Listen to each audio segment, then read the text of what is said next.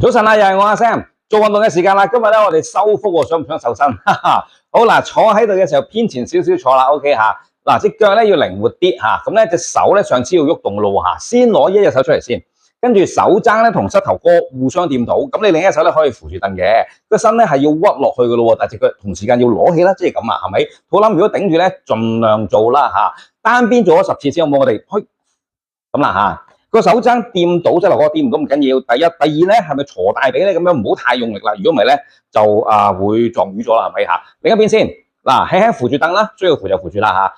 跟住手踭攞出嚟，然後提起腳，係咪？手同腳咧同時間咧，一隻上一隻落，即係手落啦，個身係會屈嘅，因為隻腳就提上嚟啦，係咪嚇？但係如果我伸唔到，淨係提腳得唔得咧？唔得嘅。咁淨係個身落去嘅時候，隻腳又唔提得唔得咧？盡可能都唔好。OK， 得唔得？好啦，OK， 攰攰地係咪？好，然後放翻隻手先，跟住咧個身挨後少少挨後，但係咧後邊最好有背板，揀一張有背板嘅凳啦，同埋最好貼牆做咧就最好啦。張凳唔可以右碌 ，OK 啊？我身已經挨咗後邊啦，所以你個腹部咧其實已經做緊嘢啦嚇。呢個係靜態訓練，靜態收住個腹部 ，OK 嚇。個身咧就唔係挨落背板嘅留意啦。好，隻手咧攞起佢啦，難啲咯喎 ，OK。跟住隻手第二個動作啦，交叉喺前面啦，咁啊更加辛苦啦，更加難啦 ，OK 啊？如果唔得嘅話，自己坐翻直咯喎 ，OK。好啦，跟住做完之後咧，就放翻開手，坐翻好先。OK 嚇。頭先個動作咧，可唔可以加動態咧？咁樣可以加埋隻腳先。